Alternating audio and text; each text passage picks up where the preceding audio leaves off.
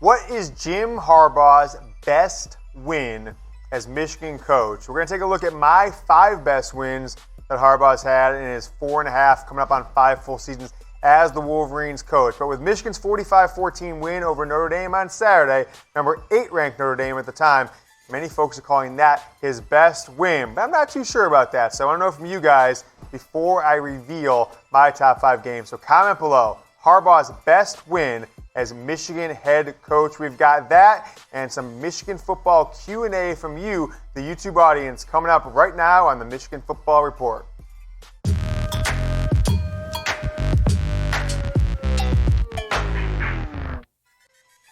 All right, welcome into the Michigan Football Report. We have got a great show for you. I'm going to go over my top 5 Michigan football wins under Jim Harbaugh, then get into a few questions from Michigan, following Michigan's win over Notre Dame on Saturday night. But let's take it right to the top. My number 1 victory for Harbaugh as Michigan's head coach. I've got 2016 versus Penn State, a Penn State team that went on to win the Big Ten championship. Beat Ohio State that season as well. Unfortunately, Michigan could have gotten done against the Buckeyes, so they didn't make the playoffs. That's my number 1 win of that season. Let's go to my number 2 win, also the 2016 season, against a top 10 ranked Wisconsin team that lost 3 games that year, 2 in the regular season, 1 in the Big Ten title game to the said Nittany Lions above. But each of those games was against a top 5 team at the time, and each of those games, each loss was by 1 score or less. I think actually by a few points. So that Wisconsin, 7 points or less. I think 3 and 2, whatever it was, Penn State and Ohio State. So they lost to 3 top 5 teams. That was a big time win. Really Harbaugh's first, hang your hat on it win of his Michigan career against a top 10 team for sure. Next up, Saturday night, Notre Dame, the number 8 ranked Fighting Irish. They beat and bludgeoned them. We're up 17-0 at halftime. Got a little hairy there in the third quarter. Michigan was only up 17-7 after a Notre Dame touchdown, but after that, the Wolverines poured it on, ended up winning 45-14 in the Big House in a monsoon. Number 4, I'm going to the Florida game, the bowl game in 2015, Jim Harbaugh's first year. You've got the opening season loss versus Utah in his first game on the road Thursday night, the disastrous drop punt against Michigan State, and then you lose to Ohio State at the end of the year. 2 of those could have been victories, but in order to avoid a 4-loss season, Michigan goes down to Florida and absolutely destroys the Florida Gators, a game that wasn't even close from the start. So that's my 4th best win. And my 5th best win is also against the Florida Gators to open the season in Arlington, Texas at AT&T Stadium where the Cowboys play. A battle of 2 top 15, 20 teams at the time. Florida certainly didn't have the kind of season they were hoping for that year, but Michigan replacing 10 starters on defense that game from the prior season, just absolutely destroyed Florida in the second half. So I've got that as my number 5 best victory for Jim Harbaugh as Michigan's coach. But let's ask you guys again, if you didn't get a chance to answer, gave you a couple minutes to think about it, what is Harbaugh's best win as Michigan coach? I'm just going to put it out there on Twitter yesterday, and that's where this question's coming from. So I'm just going to walk through a few of the answers I got. A funny one, 2016 versus heavyweight Rutgers, 78-0 on the road. The Notre Dame game, Wisconsin in 2016, Wisconsin in 2016, Michigan State in 2018. But I did like this one. Someone said taking Ohio State to double overtime in 2016, that was his best win on the road. And someone replied to him, which I think opened my eyes a little bit, which is kind of the MO for Jim Harbaugh. And if you think about how much talent was on that 2016, you think Rashawn Gary, Devin Bush, Chase Winovich, Mo Hurst were backups on that defense, right? We're backups in that defense.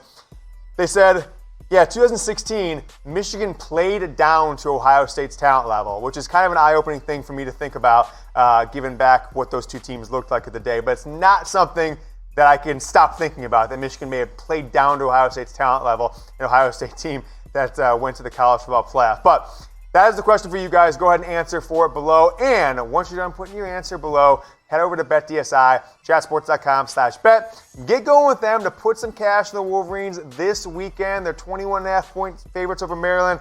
And, it's basically a Yoder shoe-in of the week that they're going to cover that spread. So make some money. Take your lady or your guy out to a nice dinner Saturday night with the cash you made at BetDSI.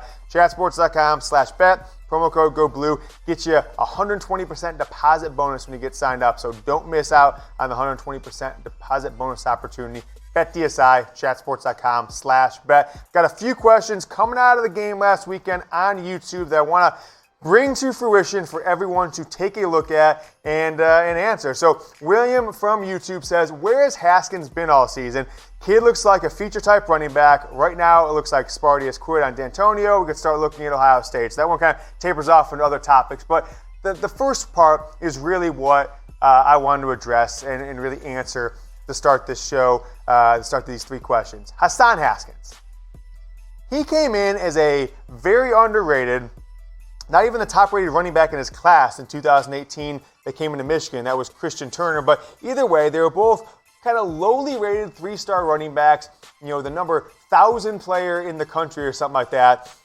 And he came in 2018 and was made a linebacker because he wasn't good enough to be a running back, apparently. It's like that Norm Macdonald Saturday Night Live skit. It was like 2 years ago they fired me for not being funny, but somehow just 2 years later I'm so funny that they've invited me back to host the show. That's Hassan Haskins, because now he's your starting running back.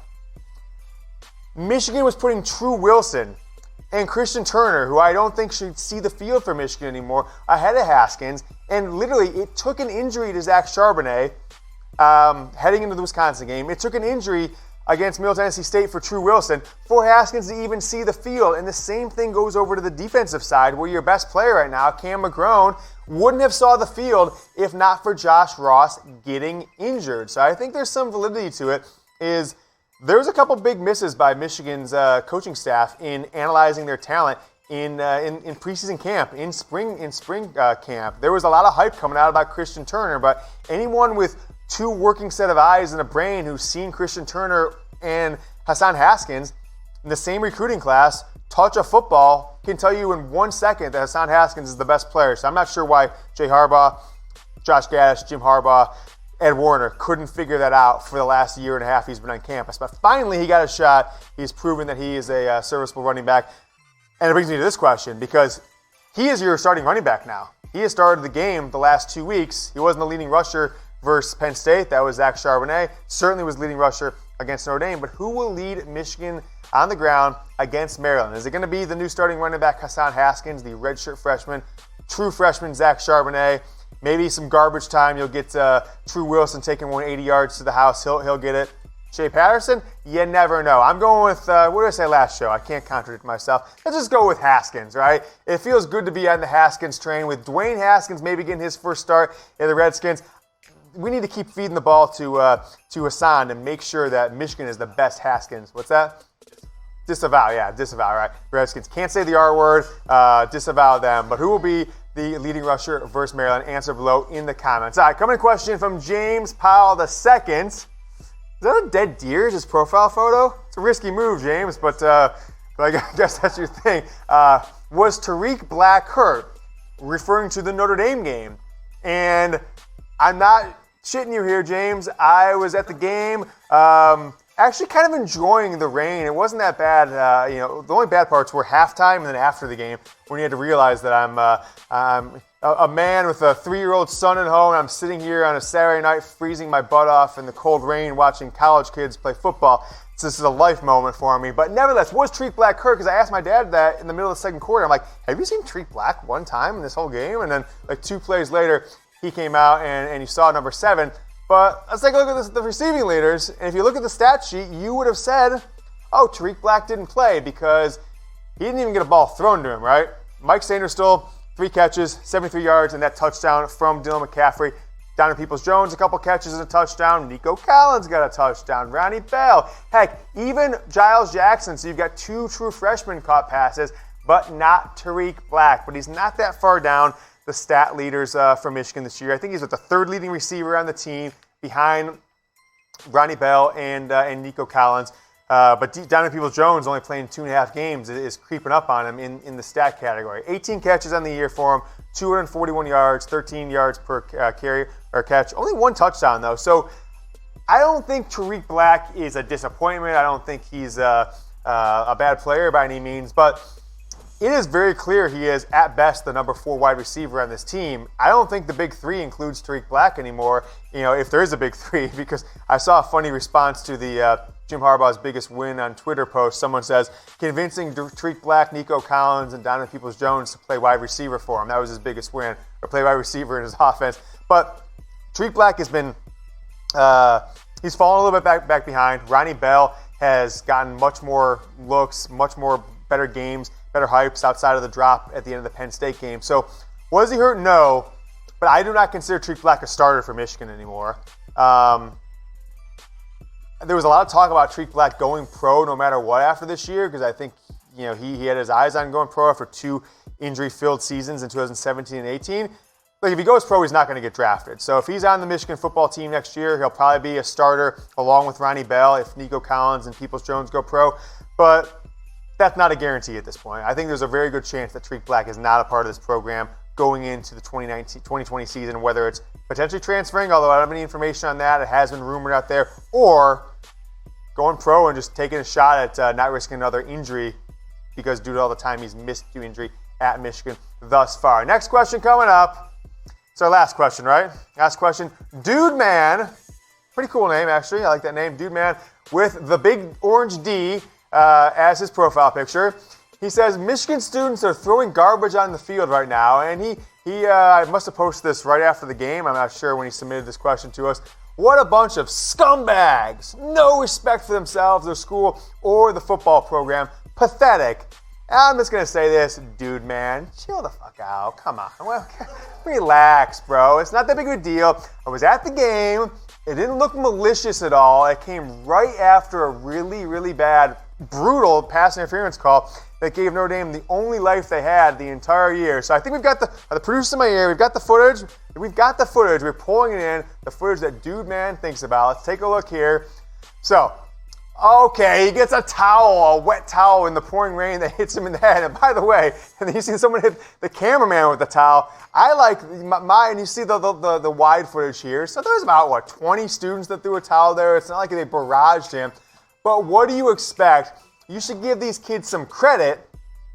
I was actually wildly surprised. It was one of the more entertaining atmospheres to be at a football game, because I actually expected to be like 75% capacity. Other than the top 10 rows of the student section, the place was packed for the first half, and most of the student section didn't return, or they crammed down for the second half. But I don't think it was disrespectful at all. I thought it was kind of in fun, and it wasn't like they're throwing turnover chains onto the stadium, onto the field, or anything like that. No turnover chain helmets, because clearly those things are a detriment to people's safety, according to the Michigan football security department. But I'll ask you guys this question. I don't think it was classless. I thought it was all in good fun. It was soaking wet outside. It was pouring rain. Were Michigan fans and most of the students classless for throwing towels? Y for yes, N for no.